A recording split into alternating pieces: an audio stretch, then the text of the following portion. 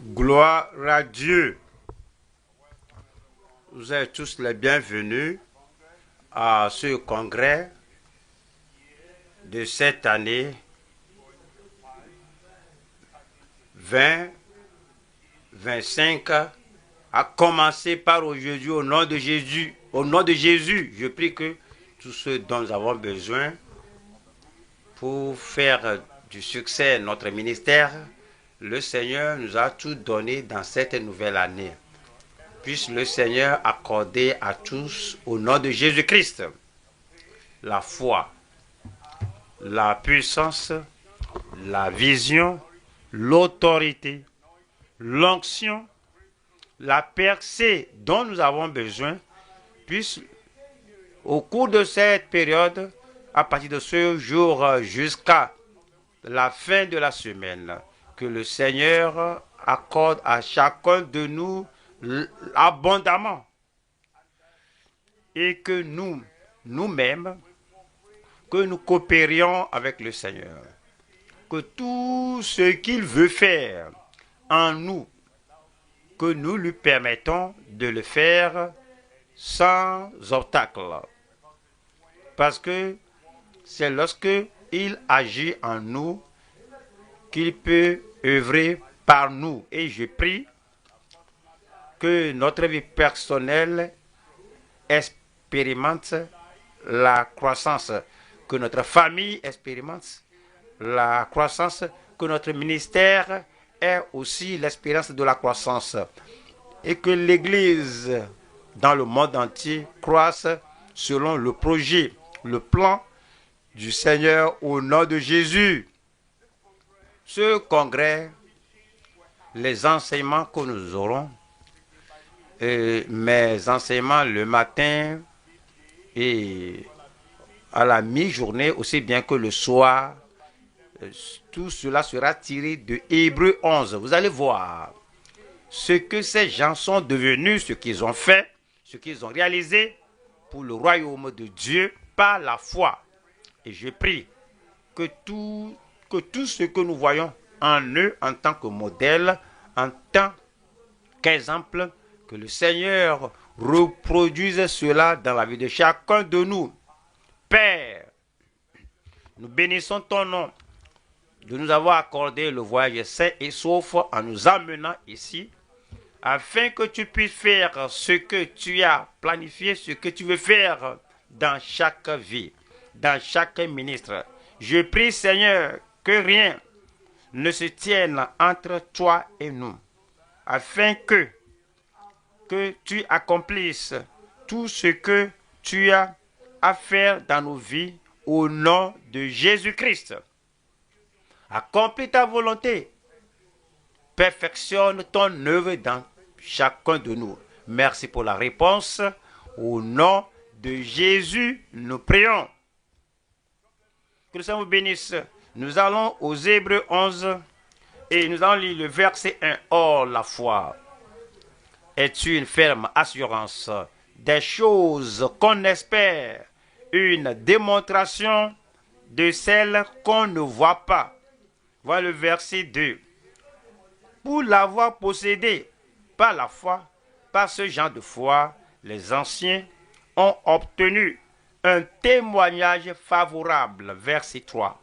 Il nous dit, c'est par la foi, par ce genre de foi, que nous reconnaissons que le monde a été formé, a été créé, a été mis en place par la parole de Dieu, en sorte que ce qu'on voit n'a pas été fait, n'a pas été créé de choses visibles. Et comme nous commençons le chapitre, nous allons voir l'heure à laquelle nous vivons. Et comme on avance par la foi et dans le ministère, nous avançons vers l'heure finale, Ce doit être l'heure la plus belle pour plusieurs personnes sur terre. Et comme ils vieillent, alors plus ils deviennent froids, plus faibles ils deviennent. Et comme vous avancez vers la dernière heure, la dernière heure pour plusieurs de personnes, c'est le pire moment pour eux de cette vie. Pensez à leur santé, pensez à leur conviction, pensez à leur courage, pensez à leur épine dorsale, pensez à leur engagement. Plus ils vieillissent, plus pire ils deviennent.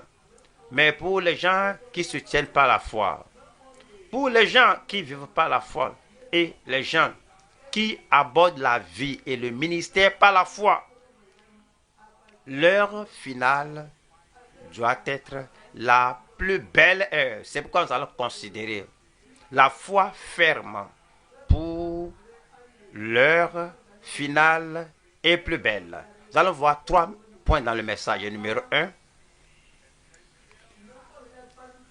l'essentiel dans l'heure finale de l'Église. L'Église a commencé. Vous connaissez bien l'histoire.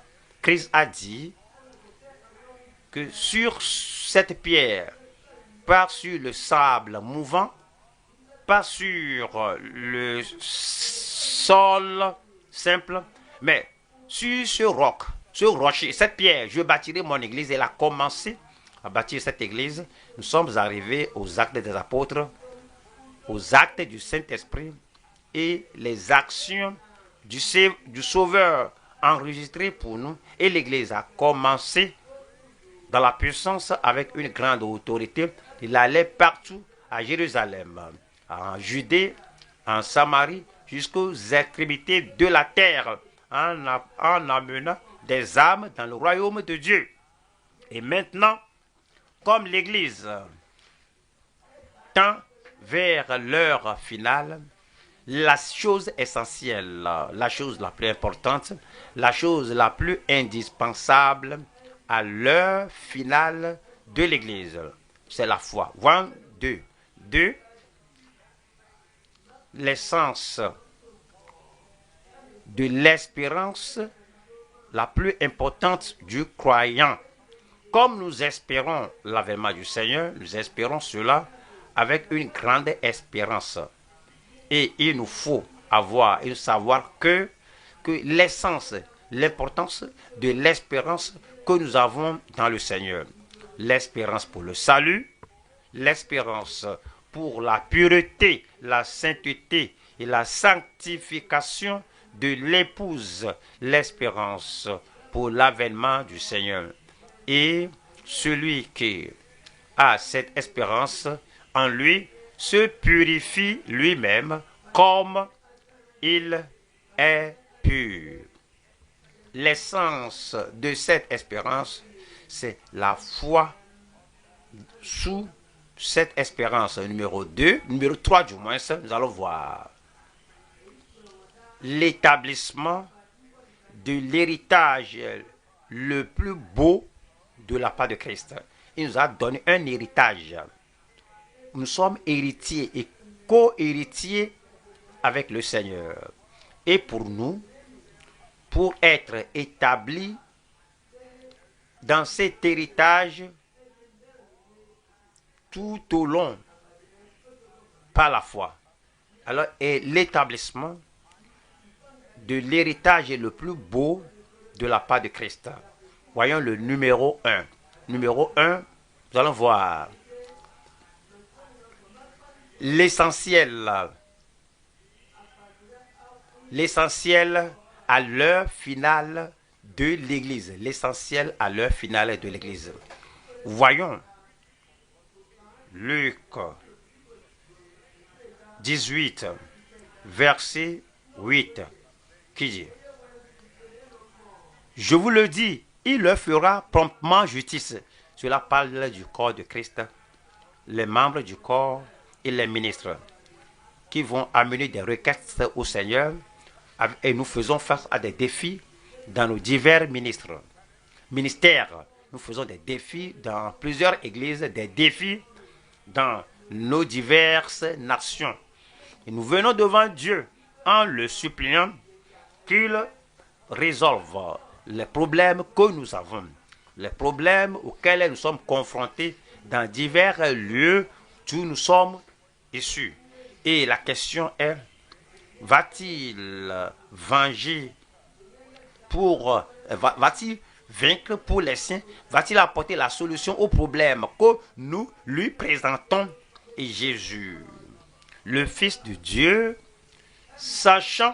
connaissant le Père plus que tout le monde, il nous a donné l'assurance qu'il le fera promptement, il exaucera et il fera promptement. Mais quand le Fils de l'homme viendra, trouvera-t-il la foi sur la terre? C'est l'heure finale de l'Église. C'est le moment final de l'Église. Lorsque Christ, le Sauveur, lorsque Christ, le Fils de l'homme, le Fils de Dieu, lorsqu'il viendra, trouvera-t-il la foi sur la terre? Il y aura des activités sur la terre. Il y aura des religions sur la terre. Les dénominations se multiplient au jour le jour. Il y aura des dominations sur la face de la terre. Il y aura des œuvres sociales sur la terre. Il y aura des manœuvres politiques dans le monde. Mais une chose, la chose essentielle, la chose la plus importante, la chose la plus indispensable, la chose qu'on ne peut pas s'en passer si on veut le voir en ce dernier jour, à la dernière heure de l'Église, trouvera-t-il la foi sur la terre? Il n'y a personne qui puisse répondre cela pour vous. Vous devez décider que vous décidez, vous mettez votre cœur, vos pensées, votre cœur, vos désirs, votre passion et votre objectif. Vous devez tout mettre là où vous êtes afin qu'à son avènement, à la dernière heure de l'Église, qu'il trouve la foi dans votre cœur. Nous allons voir 3 subdivisions ici. 1. L'évidence des choses qu'on ne voit pas, la foi. Numéro 2. Les anciens avec les témoignages si certains. Numéro 3. Nous allons voir la terre créée, la terre entièrement créée comme il a parlé. Voyons le numéro 1. L'évidence des choses qu'on ne voit pas. Il nous a donné la description de la foi, la définition de la foi, la démonstration de la foi. Voyons, Hébreux 11, le verset 1 qui dit: Or, la foi, comme c'était, or, la foi, comme c'est toujours, or, la foi, comme c'était, il en sera toujours ainsi. Or, la foi à l'époque là, la foi maintenant, la foi dorénavant, la foi à tout moment et à chaque fois, c'est le temps présent, le jour où Dieu a parlé avec Abraham, c'était son présent. Le jour où Dieu a parlé avec Abel, avec Noé, avec Abraham, avec Noé, Isaac et pour tout le monde, pendant que vous êtes vivant, c'est votre temps présent.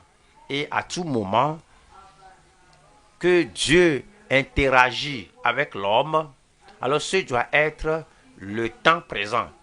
Et or, la foi est une ferme assurance des choses qu'on espère, la foi. C'est ça qui amène le futur au temps présent. La foi regarde au-delà de ce qu'on a autour de soi et regarde dans le lointain, et votre foi s'attire sa puissance, attire sa puissance créatrice, attire son autorité. La foi attire cela du futur et l'amène au temps présent. Et c'est ça. Et ça qui est la substance. La chose qu'on espère. C'est l'évidence. Une démonstration de celle qu'on ne voit pas. On nous a dit en 2 Corinthiens, chapitre 4, verset 16. 2 Corinthiens 4. Nous lisons le verset 16. C'est pourquoi nous ne perdons pas courage. Maintenant, dans le temps présent, dans notre temps présent, pourquoi nous ne perdons pas courage? Peut-être vous êtes faible aujourd'hui, mais vous espérez, vous avez les yeux en haut et vous tirez la force, vous sapez la force qu'il a promise et vous amenez ça dans le temps présent. Donc, on ne perd pas courage. Vous regardez votre corps, vous regardez votre esprit, votre corps, votre esprit, votre chair, votre vie présente et les choses qui vous environnent et les choses qui vous pressurent, les choses qui font pression sur vous, les choses qui paraissent insurmontables. Vous détournez les regards de cela et vous amenez l'accomplissement des promesses de Dieu à votre temps présent. C'est à cause de cela, la foi. Alors, nous ne perdons pas courage. Et lors même que notre homme extérieur se détruit, notre homme intérieur se renouvelle de jour en jour. Pensez-y. L'homme extérieur et l'homme intérieur. Les gens qui permettent à leur homme intérieur d'être exactement ce qu'est leur homme extérieur. Si l'homme extérieur a des défis, des tempêtes, des orages, ils permettent à l'homme intérieur de prendre part à la crainte, au tremblement, à la faiblesse de l'homme extérieur. Si l'homme extérieur est triste et est découragé, si l'homme extérieur voit des vues qui éblouissantes, ils vont permettre à leur homme intérieur de s'identifier avec l'homme extérieur. Mais ceci rend l'homme intérieur différent. La foi rend l'homme intérieur différent. Il regarde ailleurs lorsque l'homme extérieur regarde les circonstances qui l'entourent. L'homme intérieur regarde les promesses de Dieu qui sont infaillibles. Et c'est l'homme intérieur qui va apporter la force, le courage, la grâce, la puissance du Seigneur. Il apporte cela à l'homme intérieur et cela déborde vers l'homme extérieur. C'est pourquoi c'est dit que,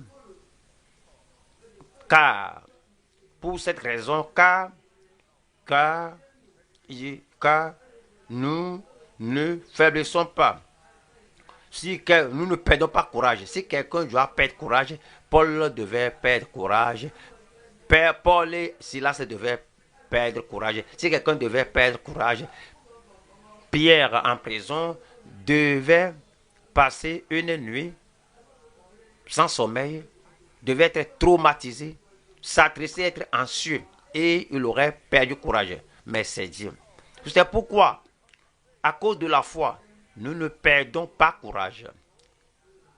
Et lors même que notre homme extérieur se détruit, notre homme intérieur se renouvelle de jour en jour. Voilà le verset 17.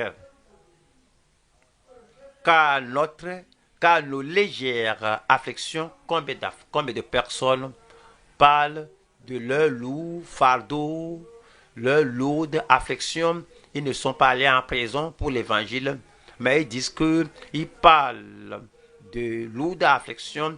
Ils n'ont pas pris part au naufrage. Ils parlent de grande affliction. Ils n'ont pas été trahis par de faux frères. Ils parlent de lourde et pesante affliction. Et ils n'ont pas été lapidé presque à la mort. Cependant, il parle de grande affliction. Lorsque vous parlez par la foi, lorsque vous voyez par la foi, lorsque vous pensez par la foi, vous comprenez que vous n'avez pas de grande affliction. Paul, avec tout ce qu'il a traversé, il a dit, car nos légères afflictions, comprenez, la foi allège la pression de l'affliction. La foi allège le poids de l'affliction. La foi allège, dissout la souffrance que les gens ont de l'affliction. Et parce qu'ils marchaient par la foi, parce qu'ils s'appuyaient sur le Seigneur par la foi, car nos légères afflictions du moment présent produisent pour nous, c'est l'apôtre Paul ici, par l'Esprit, il s'identifiait avec Dieu. Dieu compte 1000 années comme un jour. L'homme compte un jour comme 10 ans. Et comme lorsqu'on traverse des défis, on dit, quand est-ce que cela va prendre fin? Comment cela va prendre fin? Les persécutions, les souffrances, les difficultés, les défis, quand est-ce que ces choses prendront telle fin? Mais l'apôtre Paul a dit que toutes ces semaines, tous ces mois, toutes ces années, sous la grande persécution des gens religieux dans le pays, il a dit, numéro 1, que ce sont de légères afflictions. Numéro 2, que c'est pour du moment, c'est pour un temps. Et que cela produit, cela agit, toutes les promesses de Dieu agissent, produisent, la puissance de Dieu agit, et la persécution agit, la douleur agit, toute chose agit à cause du haut ou du bas, que toute chose de la gauche à la droite, toute chose dans la mer ou en l'air, toute chose concourt au bien de ceux qui sont appelés par Dieu. Et dit, et car nos légères afflictions du moment présent produisent pour nous au-delà de toute mesure un poids éternel de gloire. Pourquoi cela? Verset 18. Parce que nous ne regardons pas. Il y a des choses à ne pas regarder, à ne pas écouter. Il y a des choses à ne pas observer. Il y a des choses qu'on ne doit pas, sinon, se livrer, auxquelles on ne doit pas se livrer. Il y a des choses auxquelles on ne doit pas, sinon, écouter, passer ses oreilles.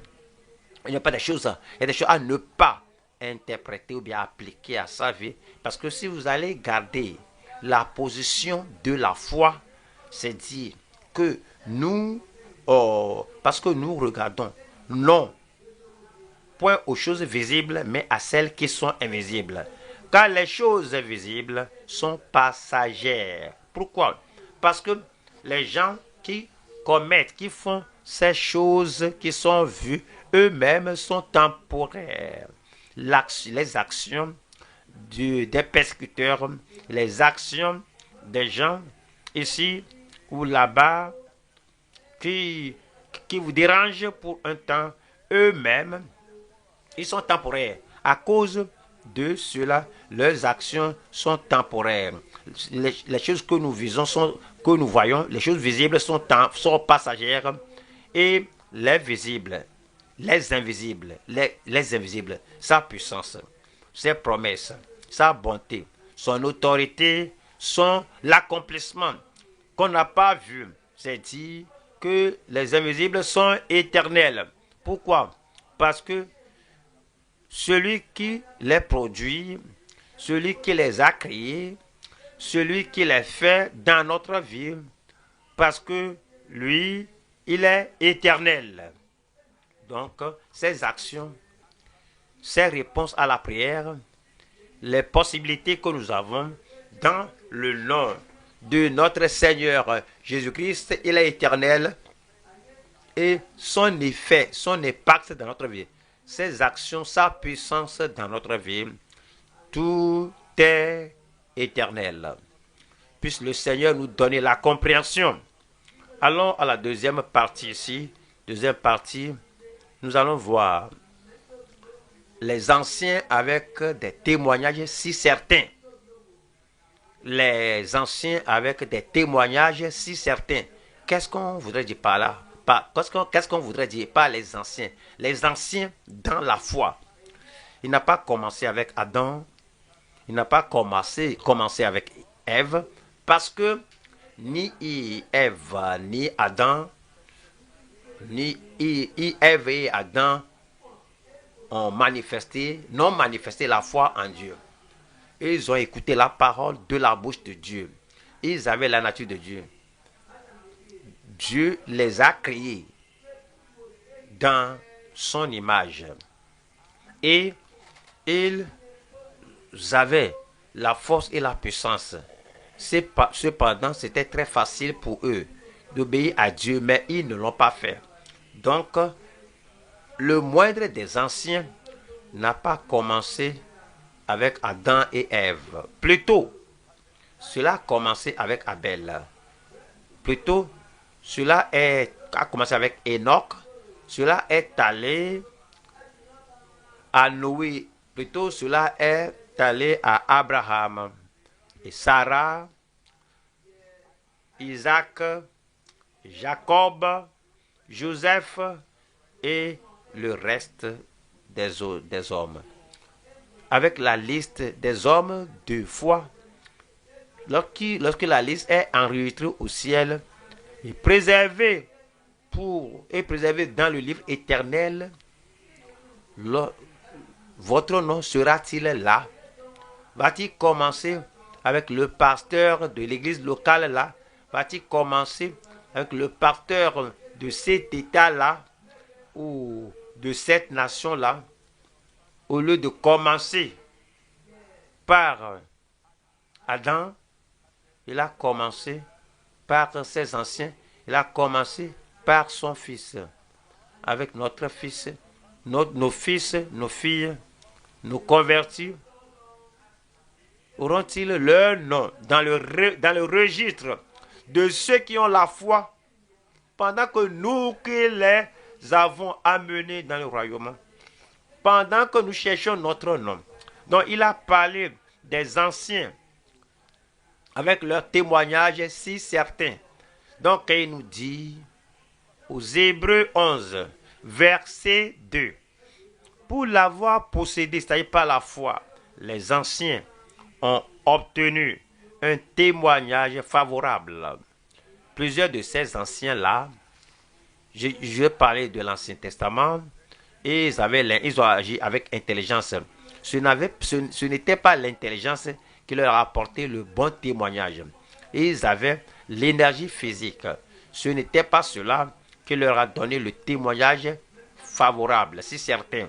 Et ils avaient une longue vie, comme Methuselah, comme Adam lui-même, comme le reste des hommes, plus de 900 ans. Cela ne leur a pas donné le bon témoignage. Mais ce n'est pas la foi. Tous ces gens-là, autour de la tour de Babel, ils avaient le projet, ils avaient le complot de bâtir une ville, une tour qui va atteindre les cieux. Cependant, tout cela tout cela ne leur a pas donné un bon témoignage. Mais par la foi, pensez à cela. Ce que vous avez, ce que vous possédez, ce que vous démontrez, la meilleure chose, la plus grande chose, la chose la plus reconnue au ciel, par la foi. Pour l'avoir possédé, les anciens ont obtenu un témoignage favorable. Nous allons à Josué 24.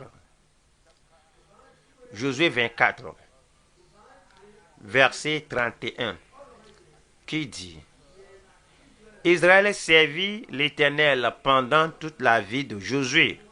Josué avait ce bon témoignage.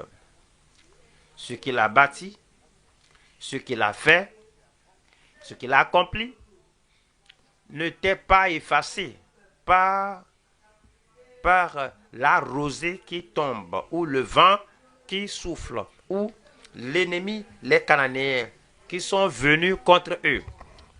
Ce qu'il a fait, alors est resté ferme par la foi. Ces anciens, il dit, et pendant toute la vie des anciens, pendant toute la vie des anciens qui survécurent à Josué, quel sera votre témoignage dans la bouche des convertis? Les convertis vont-ils rester après que vous aurez quitté ce monde, après que vous serez transféré d'un lieu à un autre lieu? Est-ce que les dirigeants sous votre tutelle, les dirigeants qui vous survivent, vont-ils demeurer et rester dans la foi si vous avez, aurez-vous de tels témoignages? Si certains, on parle des anciens qui ont survécu à Josué et qui connaissaient tout ce que l'Éternel avait fait en faveur d'Israël. Je prie que nous ayons des témoignages, mais nous devons travailler à notre témoignage,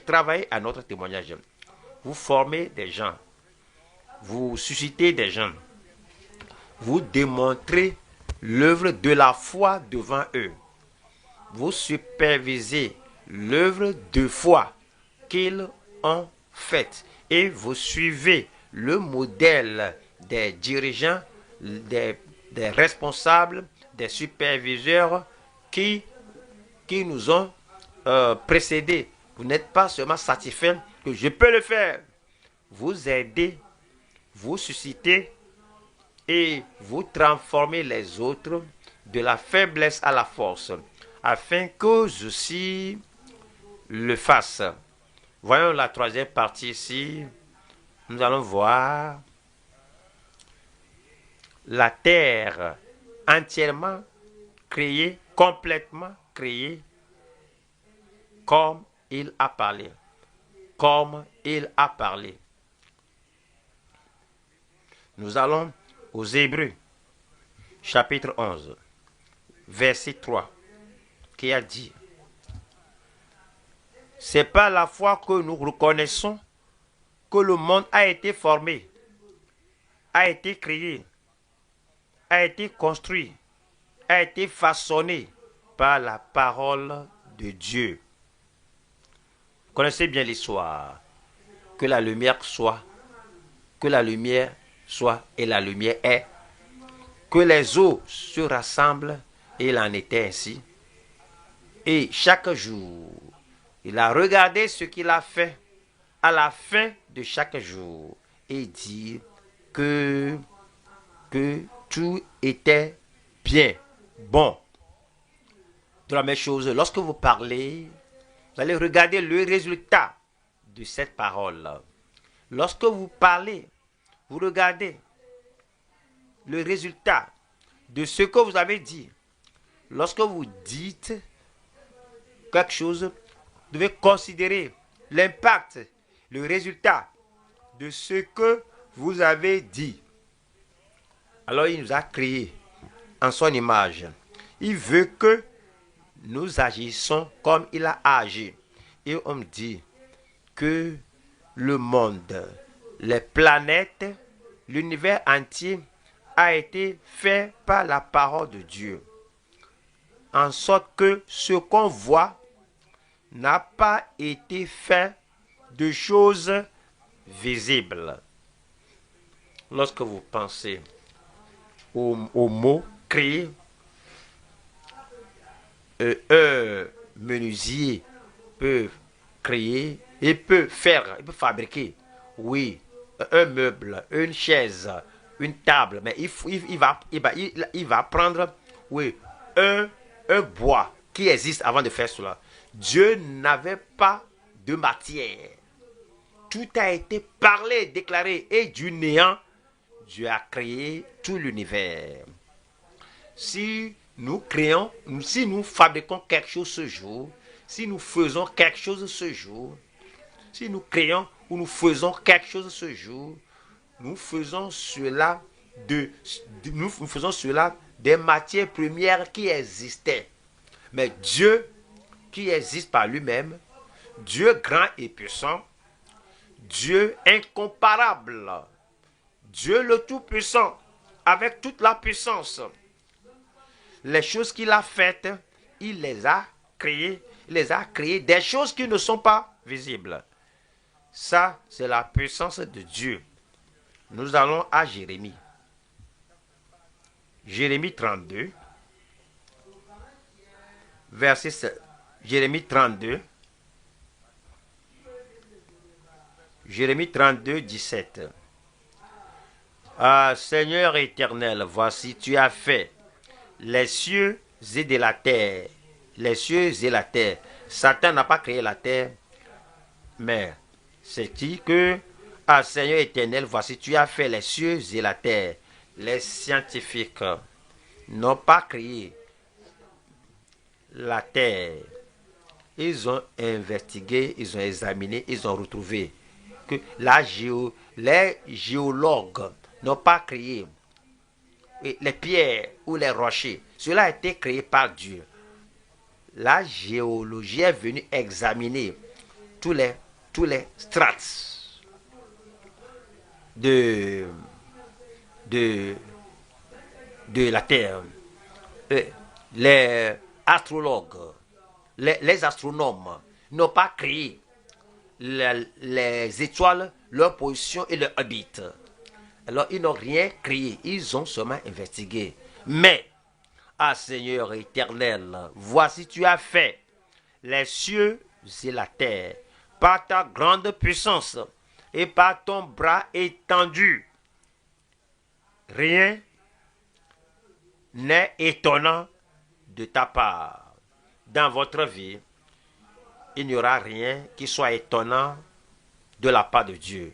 Au cours de ce congrès, vous pourrez amener ce qui exige la récréation, l'activation dans votre vie, dans votre corps, dans votre ministère. Il n'y a rien qui soit étonnant de la part de Dieu. Il va parler à cette situation dans votre vie et tout vont reprendre le sens normal. Allons au psaume 33. Psaume 33. Psaume 33, verset 8. Verset 6. Les cieux ont été faits par la parole de l'Éternel et toute leur armée par le souffle de sa bouche. Allons au verset 9. Car il dit, et la chose arrive. Car il dit, et la chose arrive. Et Dieu n'a pas changé. Il parle. Et le pécheur devient un saint. Il parle. Et les péchés sont pardonnés. Il parle. Et les âmes, les saints sont sanctifiés et purifiés. Il parle. Et le faible, l'anémié, le faible devient fort.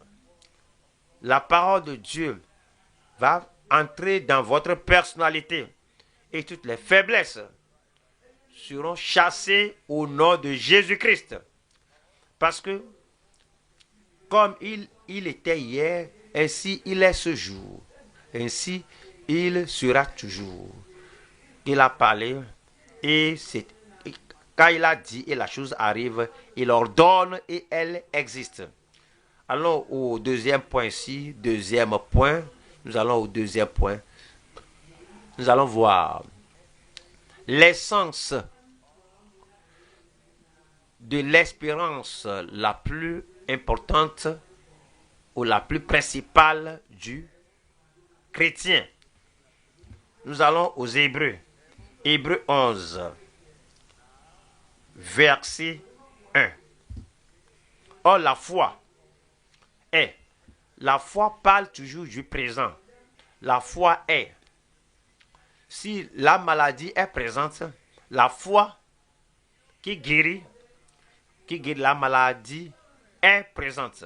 La foi est.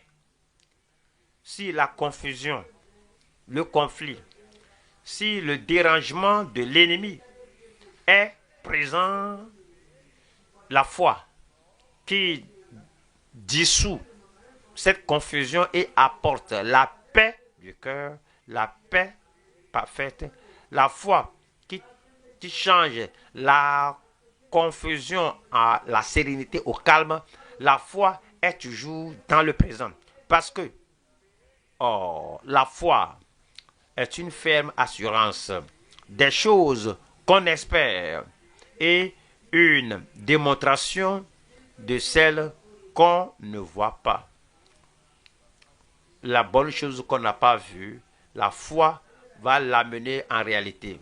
La puissance que nous n'avons pas vue, la foi va l'amener ça visible.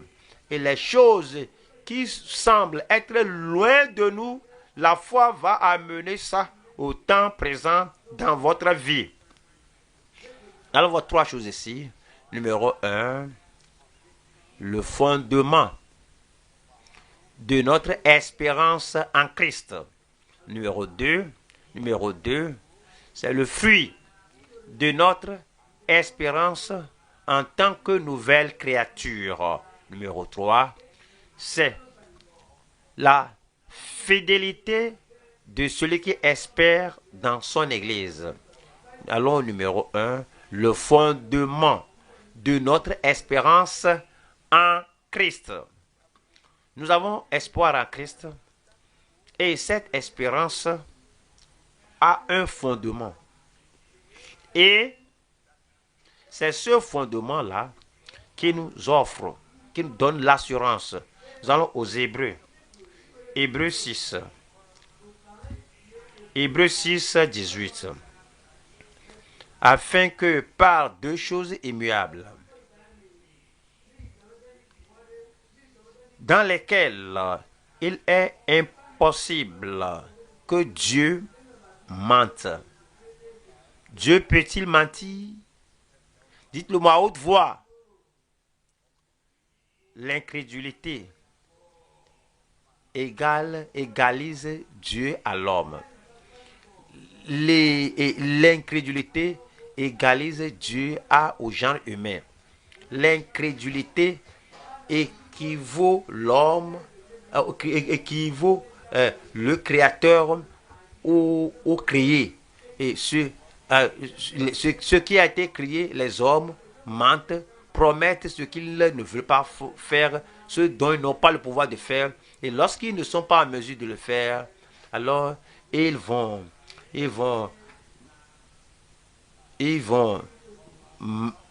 créer un mensonge pour couvrir leur faiblesse. Mais Dieu ne peut jamais être comparé à l'homme. Il est Dieu. S'il y a quelque chose que nous connaissons de Dieu, c'est que ses promesses sont bien données. Ses prophéties sont bien examinées. Avec sa préscience et sa prévoyance, avec ses prophéties sont données. Et l'accomplissement qu'il dit qu'il fera, ces choses sont bien ruminées, sont bien examinées avant de les donner. Alors, il peut leur donner 200 ans passés, 2000 ans passés.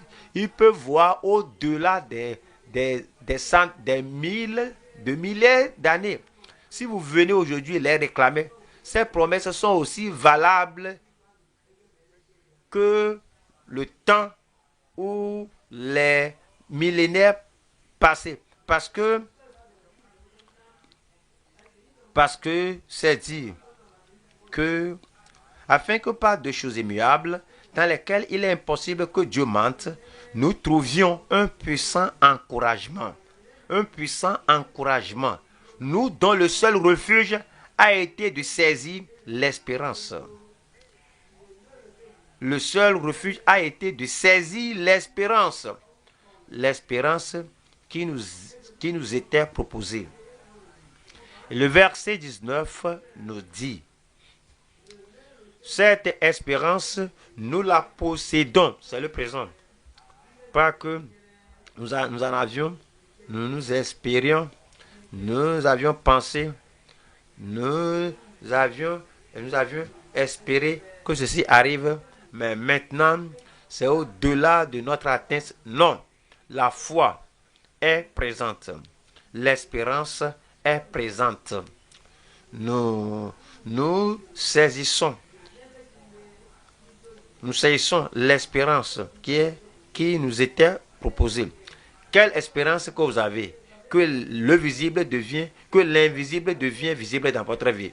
Que le non existant devienne existant dans votre vie. Que la faiblesse que vous voyez, que vous ne la voyez plus, comme le Seigneur va toucher, transformer votre vie au nom de Jésus. Et le seul refuge a été de saisir l'espérance qui nous a été proposée. Nous la possédons comme une encre de l'âme. Paul donne l'illustration d'un navire qui a été amarré et les flots, les vagues, le vent battent ce navire. Mais parce que ce navire était ancré, il reste là-bas. Si vous venez demain, vous allez trouver toujours le navire toujours là. Aussi longtemps que l'encre est là, vous verrez le navire est là. Lorsqu'on viendra demain, nous viendrons le mois prochain, lorsqu'on viendra l'année prochaine, pour voir si vous êtes toujours encore là. Vous serez encore là. Parce que votre vie, votre ministère, tout est ancré au roc des âges. Et dit, une encre de l'âme, sûre et solide, elle pénètre au-delà du voile. Au-delà du voile. Au-delà, elle pénètre au-delà du voile. Encore l'apôtre Paul, il se référait au tabernacle. Il y a le parvis, il y a le lieu saint, il y a le saint des saints qui est au-delà du voile. Le simple israélite peut venir au parvis du tabernacle, mais le saint des saints qui est au-delà du voile, aucun israélite ordinaire ne peut y aller. Bien sûr, aucun cananéen, aucun névien, aucun jébusien, aucun Satan, aucun démon ne peut entrer dans ce voile-là. Lorsque Jésus était mort à la croix, le voile était déchiré de haut en bas pour que maintenant, ce n'est plus le souverain sacrificateur, mais vous, le sacrificateur du Seigneur, vous, le membre du corps de Christ, que vous pouvez maintenant entrer au-delà du voile. Amen.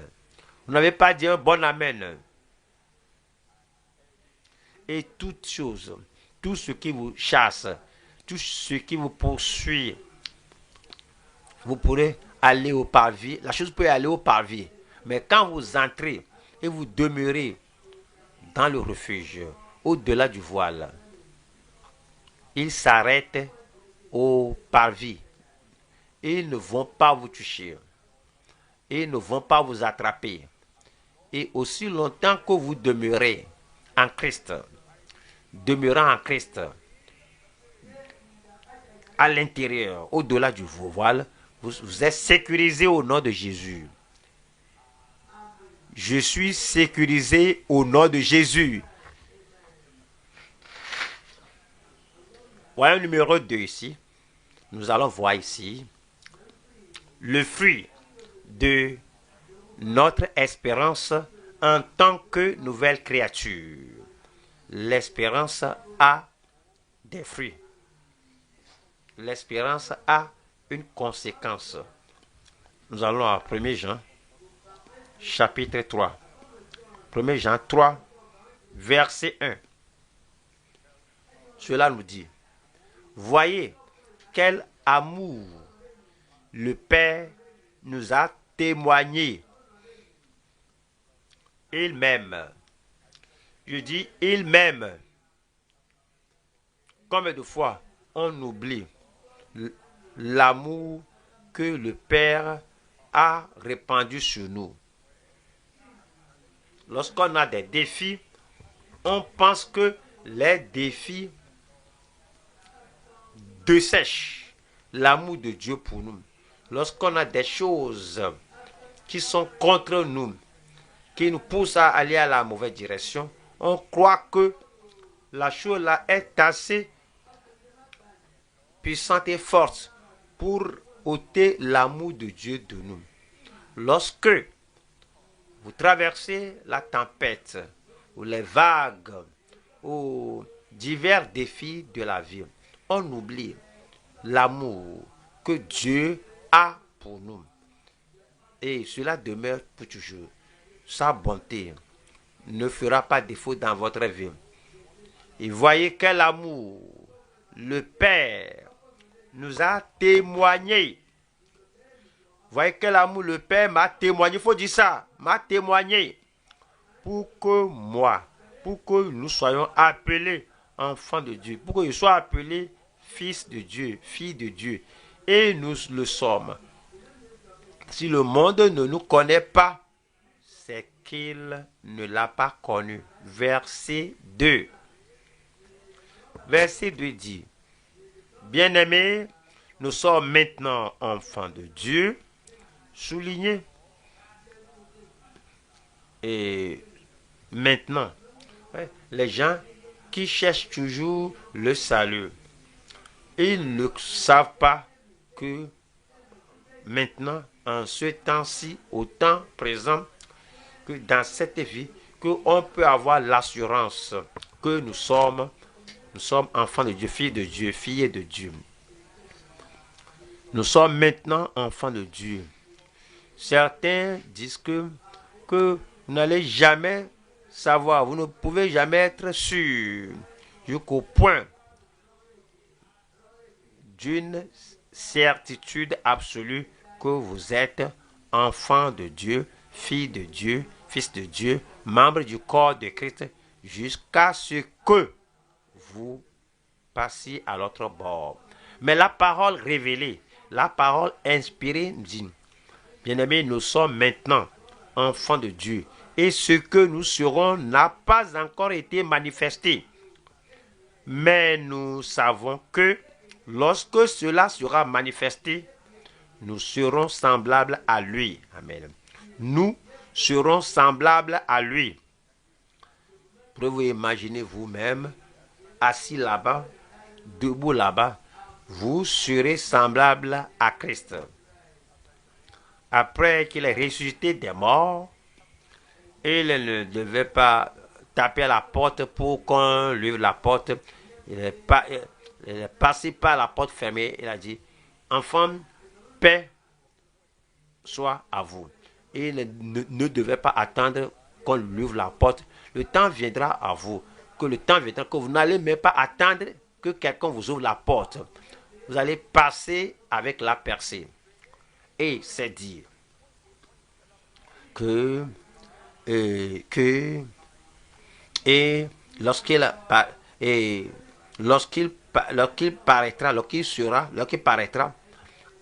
viendra à l'enlèvement, beaucoup vont essayer de sauter. Quand vous sautez, voyez, la gravité va vous faire descendre. Mais vous voyez, Jésus-Christ, après avoir donné l'instruction aux disciples, il a été élevé. Et ils l'ont regardé, et la puissance de la force de gravité n'avait pas d'emprise sur lui pour le faire tomber. Il est monté, il est allé au ciel. ce jour-là viendra où cela va vous arriver. Parce que lorsqu'il paraîtra, qu'il sera manifesté, nous serons comme lui et nous serons semblables à lui. Nous allons monter la puissance, la force, la puissance, la force de la gravité n'aura pas d'autorité sur vous. Nous serons semblables à lui parce que nous le verrons tel qu'il est. Verset 3. Cela parle de l'espérance maintenant. Verset 3. Quiconque, tout homme, toute femme, toute personne, tout chrétien, tout croyant, quiconque a cette espérance en lui, au-delà de l'espoir que les gens du monde ont, cette espérance en lui se purifie. Quiconque a cette espérance en lui se purifie comme lui-même est pur. Il faut dire Amen avant que je ne vous l'explique. Il y a des gens, lorsqu'il y a une tache d'impureté, lorsqu'il y a un point impur, une manifestation, une tache, une saleté, ils vont essayer de prodiguer des conseils, encourager les gens, dire que attends, que je suis un humain, que toutes mes faiblesses sont là, mes imperfections sont là, bien sûr. Même quand tu viens demain, dès que tu viens la semaine prochaine, tu vas voir les rides là-bas. Parce que je suis un humain. Le Nouveau Testament ne vous supporte pas. Parce que quiconque a cette espérance en lui se purifie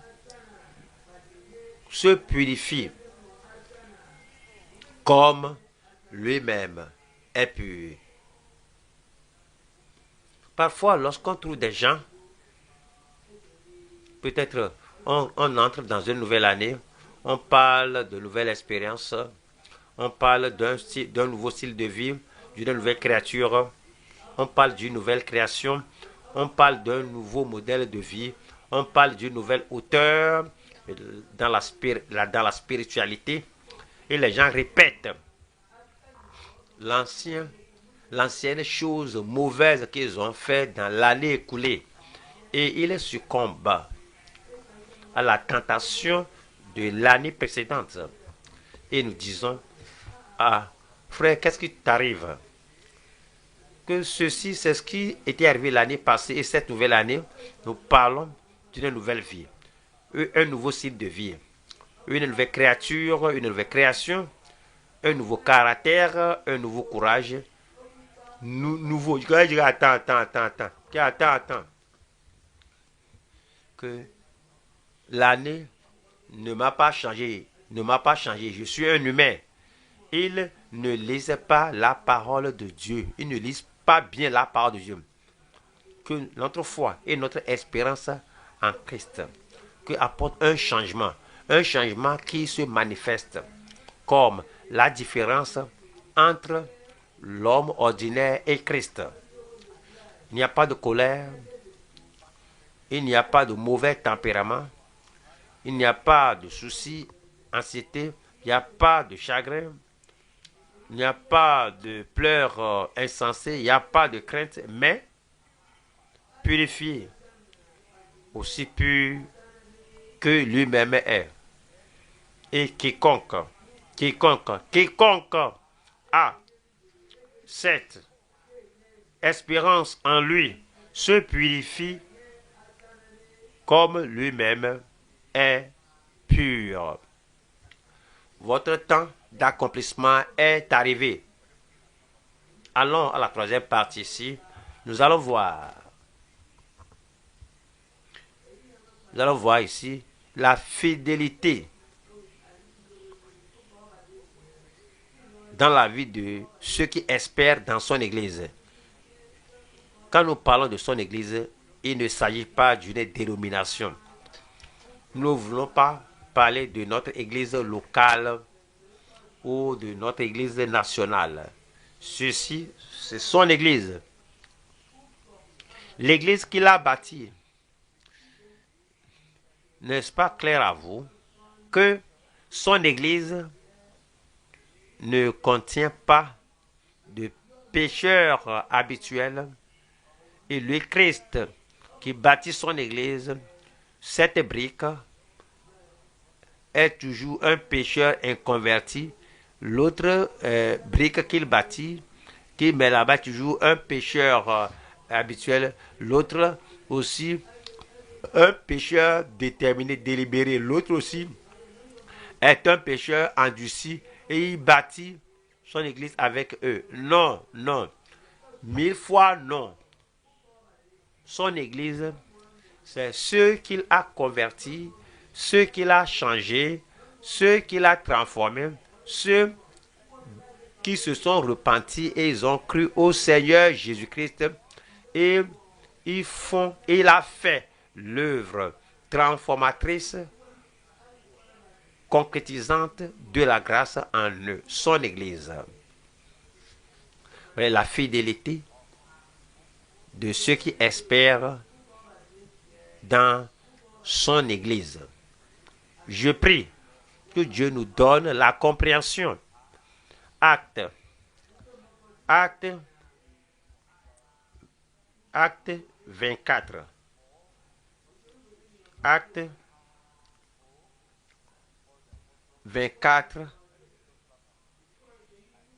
Acte 24. Verset 15. Paul dit, et ayant enduit cette espérance, Paul a dit que non seulement j'ai l'espérance, ça me pousse. Vous avez l'occupation, l'activité, vous travaillez, mais quelle est votre espérance? Quel est votre espoir? Ce doit être, oui, la force directrice de notre vie. Et ayant en Dieu cette espérance, comme ils l'ont eux-mêmes, qu'il y aura une résurrection des justes et des injustes. Des justes et des injustes. Voilà le verset 16 qui dit ici, verset 16. C'est pourquoi je m'efforce à cause de l'espérance là, parce que je sais qu'il viendra pour les siens, il viendra pour ceux qui espèrent dans son église. Pas les gens qui ont la religion, l'espérance dans la religion, l'espérance dans la tradition, les gens qui ont l'espoir dans l'histoire, mais il y a la personne qui a une espérance vivante dans le Seigneur parce qu'il connaît l'œuvre de la grâce qui a été effectuée dans leur cœur. Et il mène cette vie d'espérance. À cause de cette espérance, c'est pourquoi je m'efforce d'avoir constamment. Vous voyez, vous ne devez pas chaque fois vous comparer à Silas. Vous ne devez pas vous comparer à Tite. Vous ne devez pas vous comparer à Barnabas, que je fais mieux, je cours plus vite, je fais de plus grandes œuvres. Lorsque vous comparez aux gens de cette manière, vous allez oublier que votre appel n'est pas leur appel. Votre place n'est pas leur place. Et les choses qu'il a dit que vous allez faire et que vous seul vous allez faire, seul vous, que vous allez le faire, alors vous exercez, vous efforcez d'avoir l'amour, la foi en vous-même, sans une référence à quelqu'un au-dessous de vous ou au-dessus de vous, mais avec révérence à Dieu. C'est pourquoi je m'efforce d'avoir constamment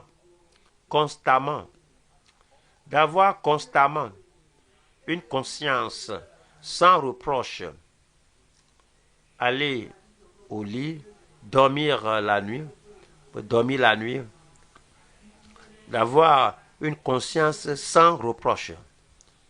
Ne pas dormir avec une conscience condamnée, mais de régler tout événement avant que le jour prenne fin, avant d'aller à l'autre jour. C'est pourquoi je m'efforce d'avoir constamment, lorsque je suis seul, il n'y a personne ici pour voir ce que je vois, il n'y a personne pour toucher ce que je touche, il n'y a personne qui est là pour dire ce que je dis, et pour composer ce que je compose, il n'y a personne là-bas, mais toujours, que votre conscience vous rende témoignage que si Christ doit venir maintenant et vous rencontrer, faire ce que vous faites, il dira bon travail. L'espérance que nous avons de son avènement, l'espérance qu'on a qui viendra pour des gens, et nous ne vivons pas, menons pas une vie imprudente, une vie de rien. Quand les gens sont là, alors on agit comme des anges. Quand les gens ne sont pas là, on agit différemment des anges. Mais c'est dit ici, et que est-ce que le ministre, est-ce que le véritable enfant de Dieu, et il dit que c'est pourquoi je m'efforce, est-ce que l'enfant de Dieu, le ministre, s'efforce d'avoir constamment ce que vous ne pouvez pas publier devant cette foule. Faut pas le faire en privé, constamment.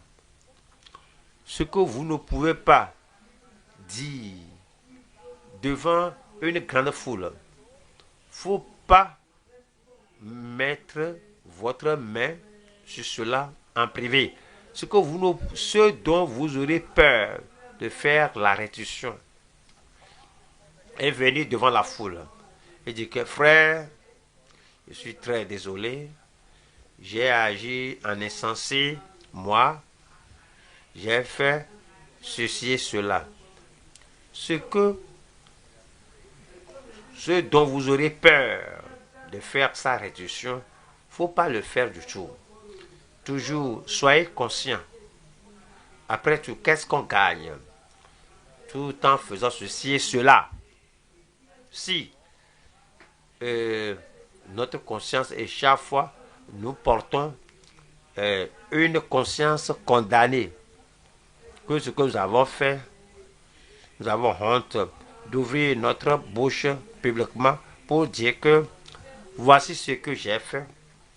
Parce que en tant que ministre, en tant que membre du corps de Christ, en tant que croyant avec espoir qui veut aller là-bas en haut quand il viendra, et c'est dit que c'est pourquoi je m'efforce d'avoir constamment une conscience sans reproche devant Dieu et devant les hommes. Amen. Amen pour vous-même. Amen pour notre Église. Nous allons au troisième point maintenant. Troisième point, nous allons voir l'établissement de l'héritage le plus beau de la part de Christ. Nous allons voir trois choses ici. Numéro 1, nous allons voir l'exclusion de son habitation finale pour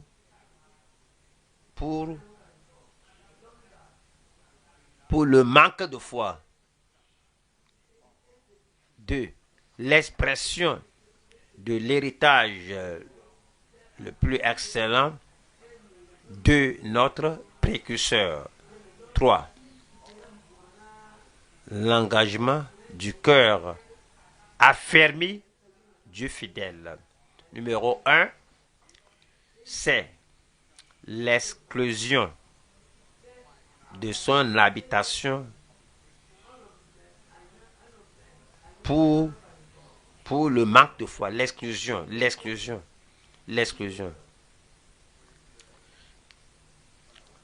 Lorsque je suis allé à l'école, il y a des gens, nous avons commencé ensemble. On doit commencer à l'école primaire, à la première classe, 2, 3, 4. Comme on voit à la dernière liste, pas tous ceux qui étaient dans le registre à, à la première classe étaient parvenus à la classe à la cinquième classe. Certains, l'église, l'école les a-t-il renvoyés?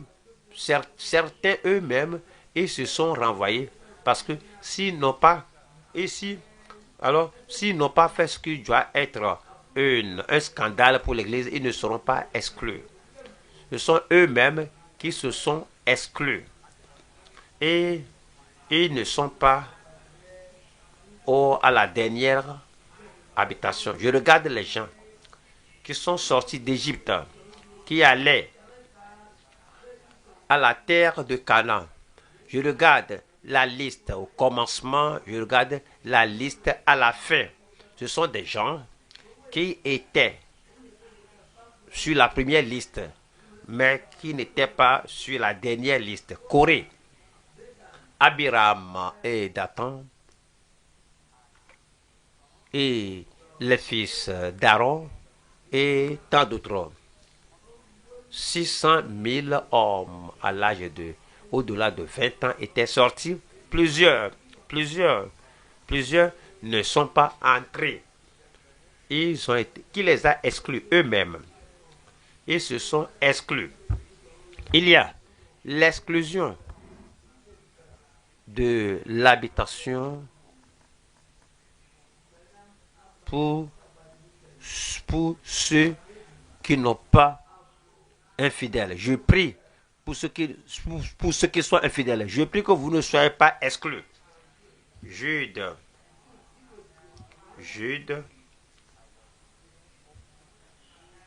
5.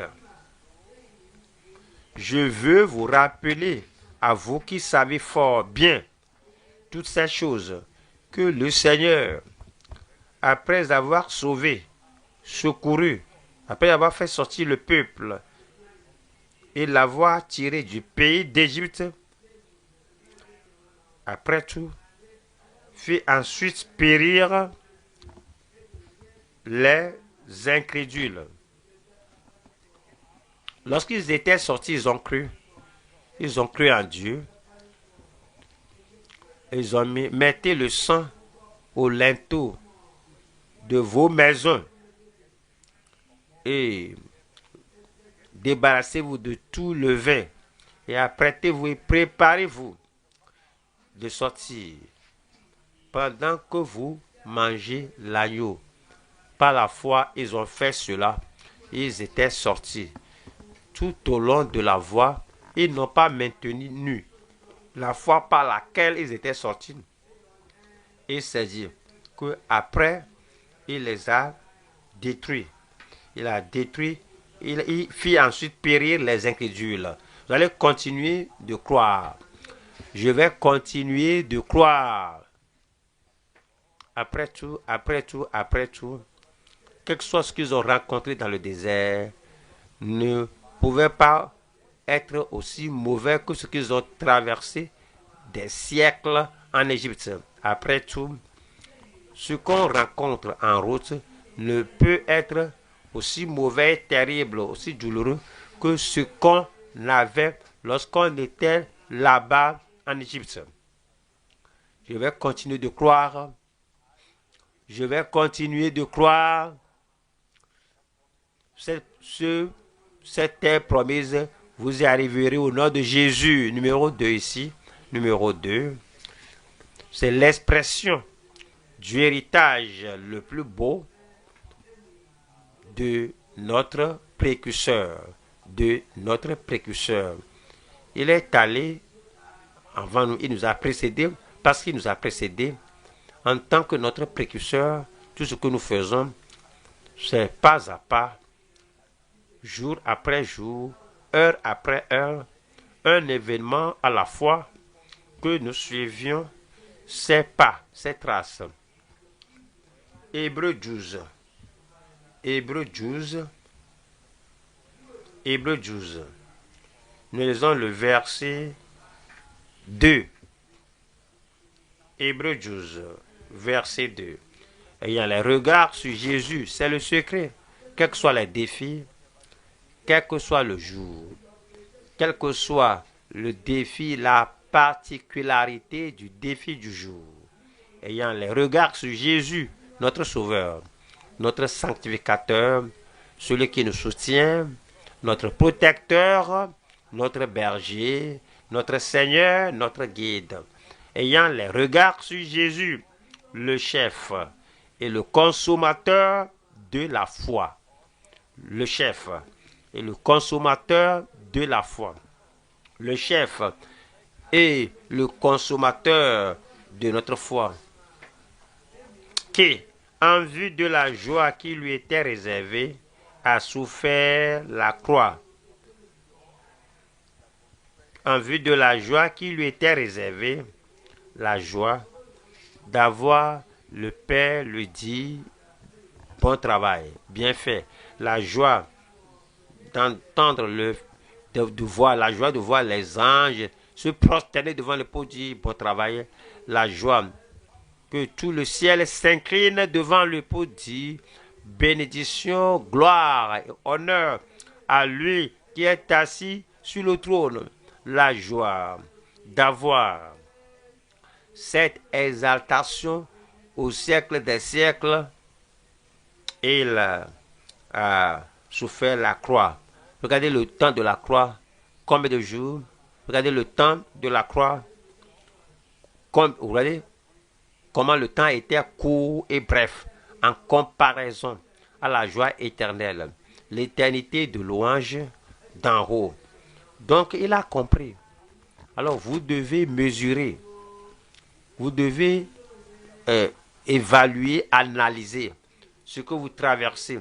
Que vous traversez 5 minutes à comparer cela à la joie d'être au ciel au siècle des siècles.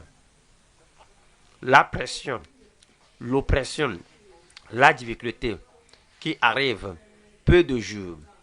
Pensez au jour éternel qui ne prend pas fin, qui ne prennent pas fin. Chaque fois, ôtez votre pensée des choses qui sont maintenant, des choses brèves, des choses courtes, des choses d'une petite durée. Mais la joie, le bonheur, la gaieté, la gloire, tout ce qui sera pour toujours. Alors faites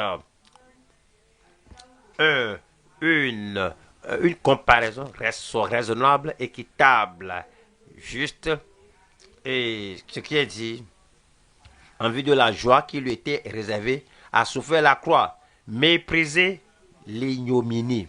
Christ ne s'est jamais oublié. Il savait que tous ces pharisiens, tous ces gens qui ont crié, crucifiez-le, crucifiez-le, le Père savait qu'il a remis tout jugement entre ses mains. Les gens qui l'ont jugé, les gens qui l'ont crucifié, les gens qui l'ont lapidé, qui l'ont tué, les gens qui ont crié qu'il est mort, que tuez-le. Alors lui sera assis sur le trône de jugement et leur destin final sera dans sa main. Il savait cela. Donc, il a méprisé l'ignominie. Il savait que les choses vont changer. Et lui, il sera leur juge. Est-ce que vous savez que Dieu aussi va vous appeler à ce trône de jugement, non pour être jugé, mais que vous allez juger le monde. Et les gens qui disent que où vas-tu? Qu'est-ce que tu cherches? Tu ne vas pas.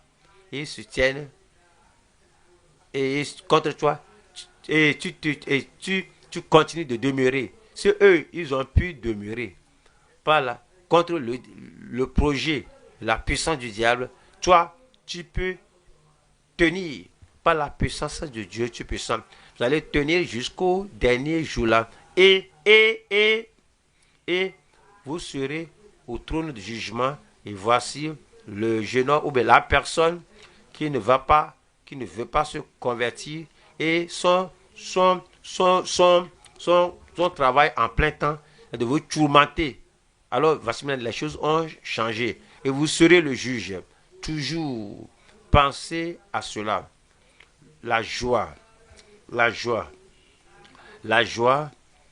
qui lui était réservée à souffrir la croix, mépriser l'ignominie et s'est assis à la droite du trône de Dieu. Voyons, Galates 2, verset 20, qui dit, j'ai été crucifié avec Christ. Vous savez ce que Paul disait? L'apôtre Paul disait, avant que je ne rencontre Christ, si ceci arrive, je vais m'énerver avec une colère terrible. Mais maintenant, je suis crucifié. J'ai été crucifié avec Christ. Ma colère a été crucifiée avec Christ. Si ceci arrive au départ, je serai très jaloux, terriblement jaloux. Maintenant, la jalousie est crucifiée avec Christ. Paul disait, si c'était auparavant, je serais très orgueilleux d'être un juif, très orgueilleux d'être de la tribu de Benjamin, parce que le premier roi en Israël est issu de notre tribu, de Benjamin. Donc, si cela arrive au départ de tout ce que je fais maintenant, je serai très orgueilleux, terriblement orgueilleux, mais mon orgueil est crucifié avec Christ. Et si cela est arrivé auparavant et que je le saisis et je manifeste l'autorité sur sa vie, alors de force, qu'il l'aime ou pas, moi je vais user d'autorité. Mais maintenant, cette autorité humaine a été crucifiée avec Christ. J'ai été crucifié avec Christ. Et si je vis, ce n'est plus moi qui vis. C'est Christ qui vit en moi. Si je vis maintenant dans la chair, puisque j'ai encore la chair, j'ai encore un corps qui héberge mon esprit, mais maintenant, je ne donne pas le dernier pouvoir à la chair, au corps. Je donne la dernière autorité à Christ qui vit sur le trône de mon cœur. Il a dit, si je vis maintenant dans la chair, je vis dans la foi au Fils de Dieu. Je ne veux plus que une foi moindre que la foi du Fils de Dieu qui vit dans la victoire et dans le triomphe dans tout ce qu'il a fait dans le monde. Je vis dans la foi au Fils de Dieu qui m'a aimé. Vraiment, je me rappelle cela à tout moment. Dès que 40 personnes ont fait des imprécations pour tuer Paul, il a reconnu que l'amour d'un seul Seigneur au ciel, cet amour est plus grand, est plus puissant que la haine, le complot de ces 40 personnes. Et lorsque tous ces gens, les païens, ont crié que la Diane est la déesse Diane est la plus grande déesse et la plus grande divinité. Je les ai vus avec leur haine. Alors je comprends que l'amour de ce seul Seigneur au ciel est plus grand, est plus profond, est plus étendu que toute la haine et que tous les projets de ces gens qui criaient au sujet de leur Dieu et leur déesse. Parce que je sais qu'ils m'aiment et Il s'est donné lui-même pour moi. Il s'est donné lui-même pour moi. Il s'est livré lui-même pour moi. Paul a rencontré beaucoup de personnes. Il pouvait lui donner des fascicules, pouvait lui donner des livres, des fagots de bois pour faire le feu. Mais il n'avait jamais rencontré celui-là qui a donné sa vie pour lui. Il a dit, j'apprécie j'apprécie l'hospitalité des hommes et des femmes.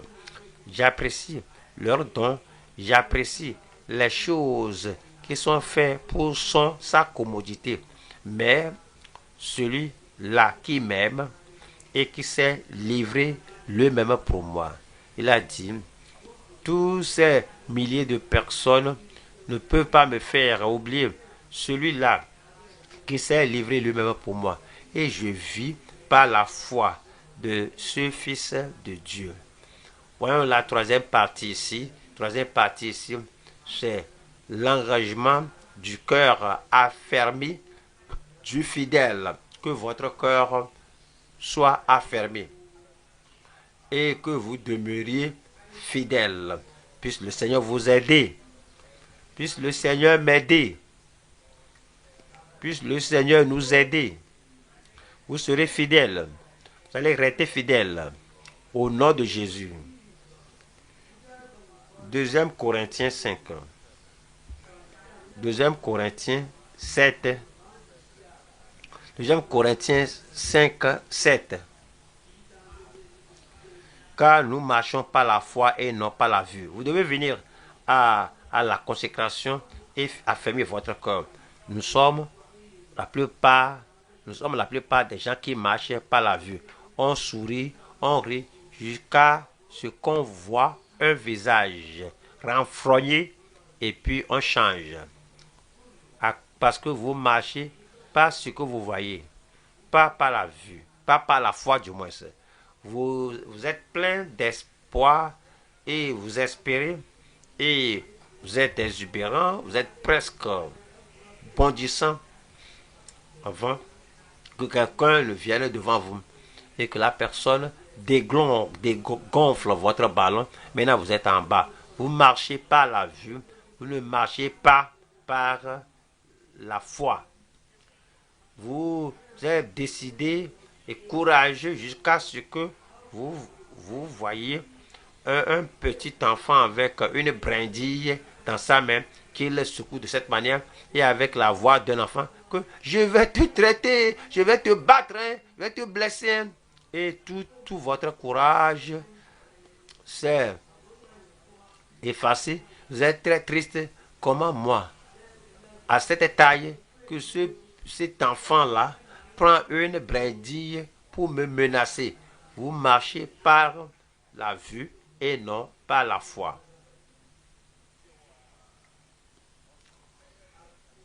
Vous vous félicitez vous-même. Vous dites gloire à Dieu. J'ai gagné l'âme là au Seigneur, gloire à Dieu. J'ai fait cela pour la gloire de Dieu. Ce n'est pas par ma force. Et vous êtes très content et actif lorsque vous avez vu ce que le Seigneur vous utilise à faire, jusqu'à ce que vous rencontriez quelqu'un par son regard, par ses paroles, et il vous dénigre. Et qu'est-ce que j'ai fait?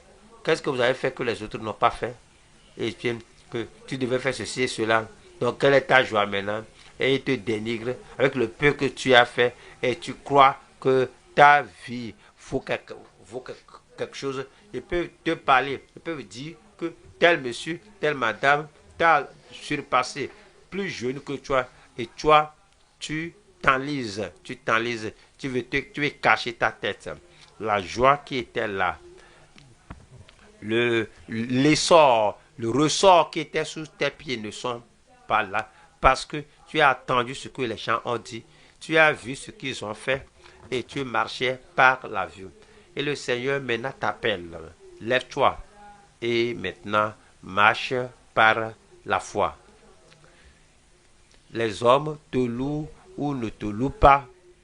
Les hommes t'acceptent ou te rejettent. les hommes sur la terre te déprécient ou te méprisent, il faut t'en détourner. Ôte regarde des hommes de la terre et regarde l'homme qui se tient pour toi à côté du Dieu Tout-Puissant. Regardez-le et marchez par la foi.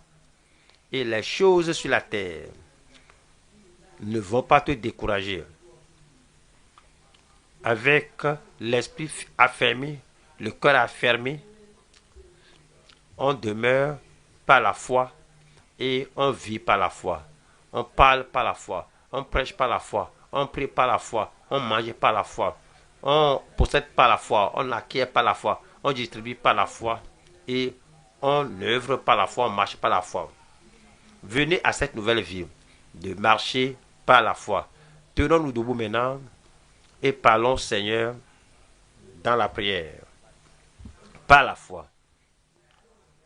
Tenez-vous debout par la foi. Vivez par la foi. Marchez par la foi. Interagissez par la foi. Être joyeux par la foi. Toutes choses par la foi.